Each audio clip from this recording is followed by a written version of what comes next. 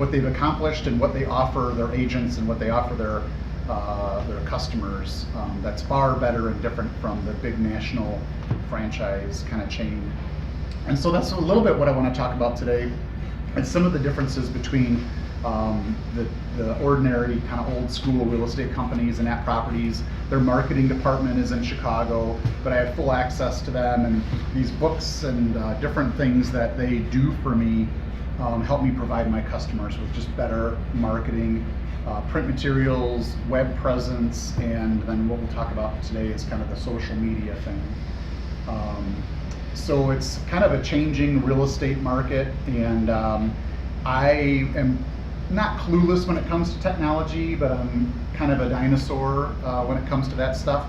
So Julie does all of the different internet videos and marketing and the social media stuff for me.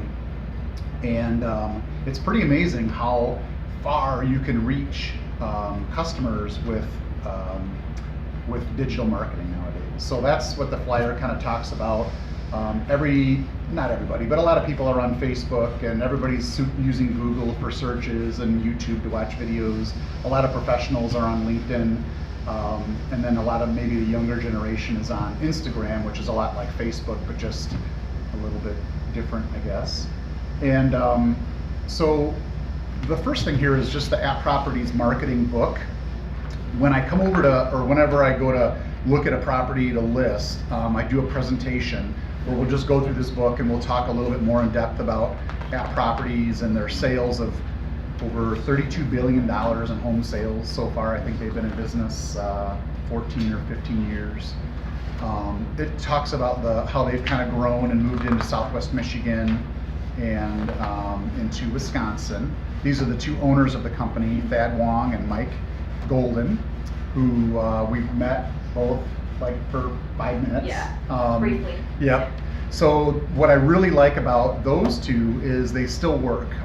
They're super, successful business people. They do a lot of huge developments in the city of Chicago, skyscrapers and multi-million-dollar condominiums.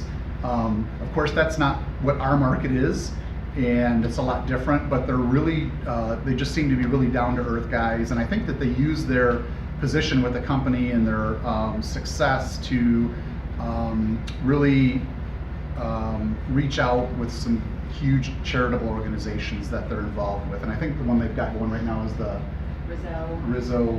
Anthony Rizzo with the Cubs and the cancer. I think Anthony Rizzo had cancer.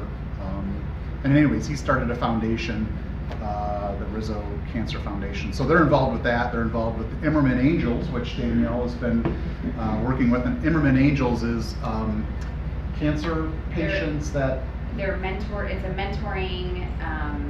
Like they match you up with someone with your specific type of cancer who's a survivor and can kind of walk you through, help you and talk right. to you. And, so the Immerman Angels and some other ones that they've been involved with in the past. We've only been with the company for a year, so those are the two that we've kind of worked with. And what's neat is that every sale we have the option to donate to those different charities. So they raise a lot of money for charity, and that's a really great feature of the company. And then it just kind of keeps going and talks about the global reach, being connected with other big companies around the globe. And so if you have a big property to sell that you might need some global marketing, they've got that too.